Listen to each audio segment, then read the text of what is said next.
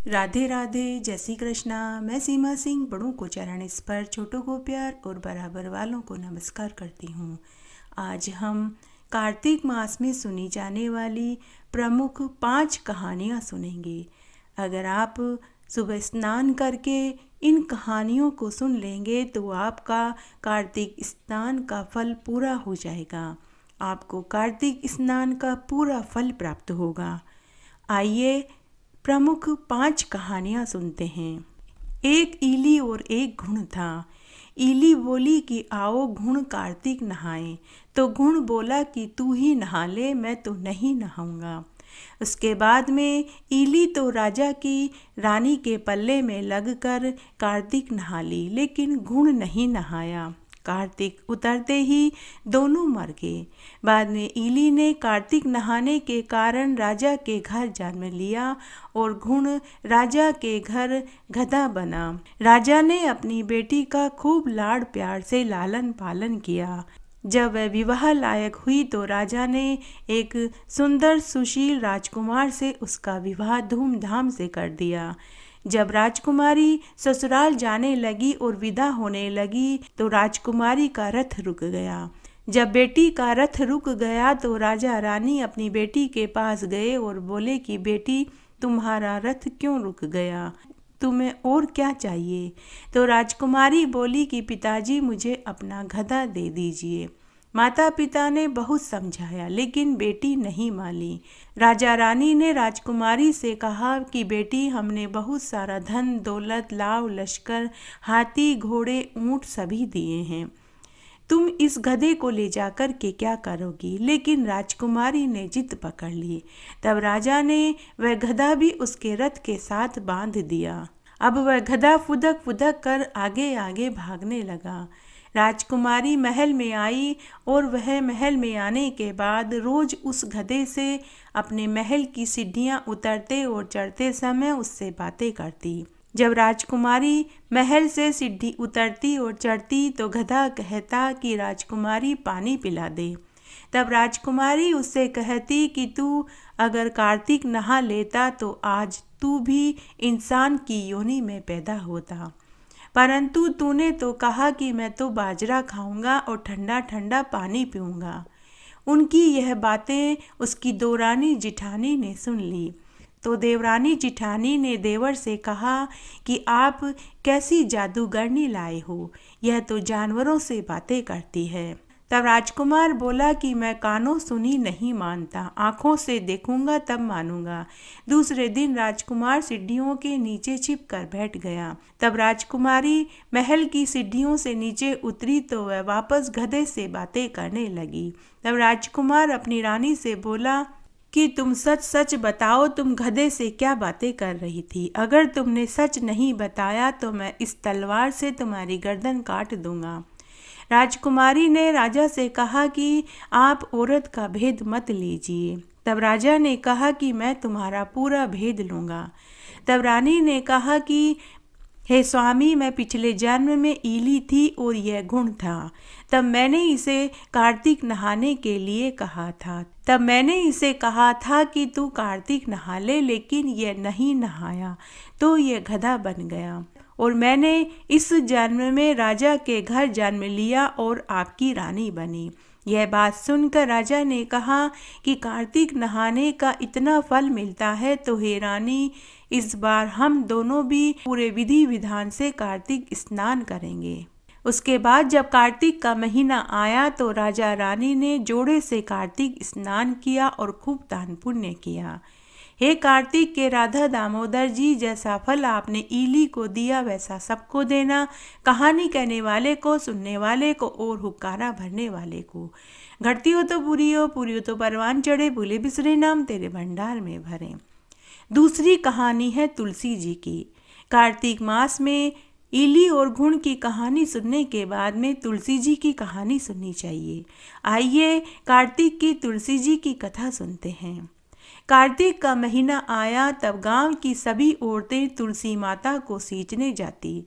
सब तो सींच कर घर आ जाती, परंतु एक बुढ़िया माई तुलसी माता को सींचती तो वहीं बैठ जाती और बोलती हे तुलसा माता सत की दाता, मैं बिरला सींचू तेरा, तू कर निस्तारा मेरा। पीताम्बर की धोती दे, मीठा मीठा घास दे, बैकुंठा का वास दे, चटक की चाल दे, पटक की मोत दे, चंदन का काट दे, साईं जी का राज दे, दाल भात का पुरसन दे, 11 की मोत दे, श्री कृष्ण भगवान का कांधा दे। जब वह बुढ़िया ऐसे बोलती तो तुलसी माता चिंता करके सूखने लगी। तब श्री कृष्ण भगवान ने तुलसा जी से पूछा कि हे तुलसा, तुम क्यों सूख रही हो? कार्तिक का महीना है, सभी औरतें तुझे सींचने आती है, तुझे भोग लगाती है, तेरी परिक्रमा करती है और तेरे सुहाग की पिटारी चढ़ाती है, तेरे यहाँ बैठ करके भजन गाती है, फिर भी तू सूख रही है। तब तुलसा माता श्री कृष्ण भगवान से बोली कि एक बुढ़िया माई रोज यहाँ मुझे सींचने आती है और वह मुझे कहती है, हे तुलसा माता सत की दाता, मैं बिरला सींचू तेरा, मुझे बहू दे, बेटा दे, दोयता दोयती दे, पीताम्बर की धोती दे, मीठा मीठा घास दे, बैकुंठ का वास दे, चटक की चाल दे, पटक की मोत दे, चंदन का काट दे, साईं का राज दे, दाल भात का पुरसन दे, 11 की मोत दे, श्री कृष्ण भगवान का कांधा दे। मैं उसकी सभी बातें पूरी कर दूंगी, लेकिन कृष्ण का कांधा कहाँ से दूंगी? तो कृष्ण भगवान बोले कि जब वह मरेगी तो मैं उसे कंधा भी दे आऊँगा, तू बुढ़िया माई से कह देना। ऐसा सुनते ही तुलसा जी हरी भरी हो गई। कुछ समय के बाद वह बुढ़िया माई मर गई। सारे गांव वाले एकत्रित हो गए। सभी ने कहा कि इस बुढ़िया का तो कोई आगे पीछे नहीं है, चलो हम इस बुढ़िया की अर्थी को सजाएं और इसे कंधा देते हैं। जब बुढ़िया की अर्थी को सजाया गया और उसे उठाने लगे तो वह इतनी भारी हो गई कि वह किसी से भी नहीं उठी। तब गांव वाले आपस में कहने लगे कि यह बुढ़िया तो इतनी पूजा पाठ करती थी, कार्तिक नहाती थी, तुलसा जी को सींचती थी, दिया बाती करती थी, परंतु ये तो पाप के बोझ के कारण इसकी अर्थी भारी हो गई है। तभी श्री कृष्ण भगवान बूढ़े ब्राह्मण के वेश में वहां पहुंच गए। बूढ़े ब्राह्मण के वेश में जो भगवान श्री कृष्ण थे, उन्होंने गांव वालों से पूछा कि इतनी भीड़ क्यों है। तब एक बुजुर्ग आदमी ने कहा कि बुढ़िया माई मर गई है, बहुत पापनी थी, इसीलिए इसकी अर्थी भारी हो गई है, किसी के भी उठाने से नहीं उठ रही। बूढ़े ब्राह्मण ने कहा कि मुझे भी देखने दो। तब भगवान श्री कृष्ण जो बूढ़े ब्राह्मण के वेश में थे, वे बुढ़िया के अर्थी के पास गए और उसके कान में कहा, बुढ़िया माई मन की निकाल ले, पीताम्बर की धोती ले, मीठा मीठा घास ले, बैकुंठा का वास ले, चटक की चाल ले, पटक की मोत ले, दाल भात का पुरसन ले और कृष्ण भगवान का कांधा ले। यह सुनते ही बुढ़िया माई हल्की हो गई। भगवान ने उसे कंधा दिया तो उसे मुक्ति मिल गई और बैकुंठ का वास मिला। हे तुलसा माता, जैसे आपने उस बुढ़िया को मुक्ति दिलाई वैसे सबको दिलाना, कहानी कहने वाले को, सुनने वाले को और हुक्कारा भरने वाले को। घटती हो तो पूरी हो, पूरी हो तो परवान चढ़े, भूले बिसरे नाम तेरे भंडार में भरे। कार्तिक मास में तीसरी कहानी गंगा जमुना की सुननी चाहिए। आइए अब हम कार्तिक मास की गंगा जमुना की कहानी सुनते हैं। एक बार एक गंगा और जमुना थी। दोनों बहनें एक साहूकार के खेत में से जा रही थी। तभी जमुना ने 13 दाने जौ के तोड़ लिए। गंगा बोली कि बहन, तेरे तो ग्रहण लग गया, यह तो चोरी है और यह तो पाप दोष लगेगा।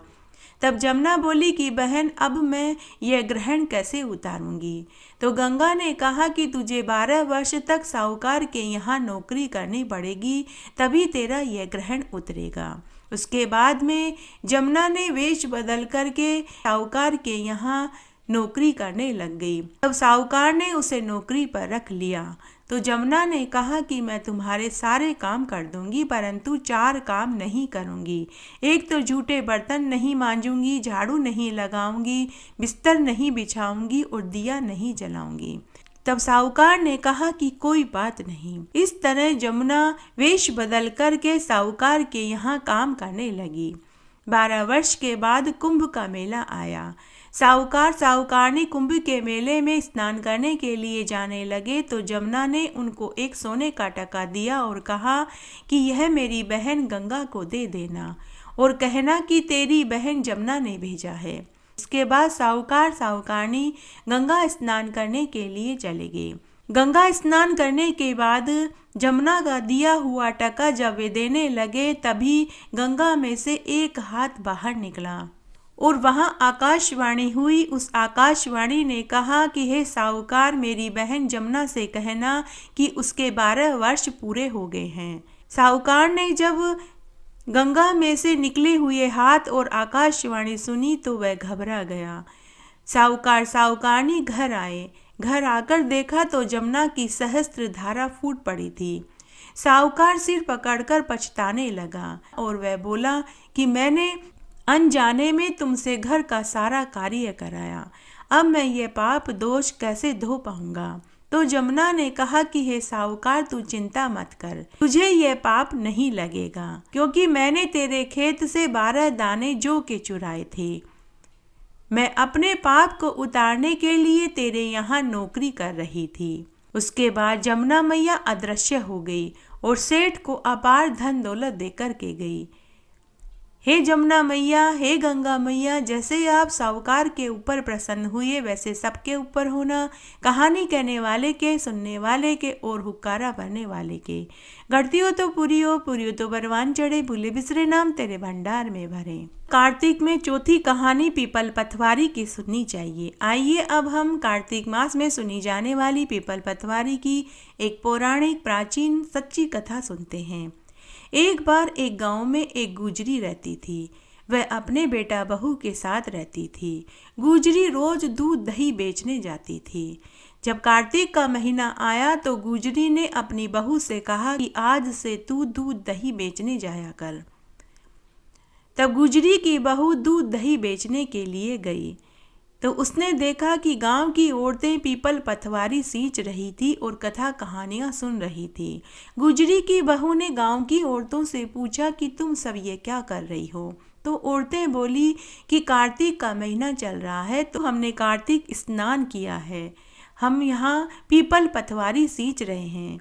गुजरी की बहू बोली कि पीपल पतवारी सींचने से क्या होता है। तो गांव की औरतें बोली कि कार्तिक के महीने में पीपल पतवारी सींचने से धन चाहने वाले को धन मिलता है, विद्या चाहने वाले को विद्या मिलती है, संतान चाहने वाले को संतान सुख मिलता है, बिछड़ों का मिलन होता है, कुंवारों का ब्याह होता है। तो गुजरी की बहू बोली कि तुम सब तो पानी से पीपल पतवारी सींच रही हो, मैं तो दूध दही से सींचूंगी। वह दूध दही बेचने के बजाय पीपल पतवारी कार्तिक मास में सींचने लगी।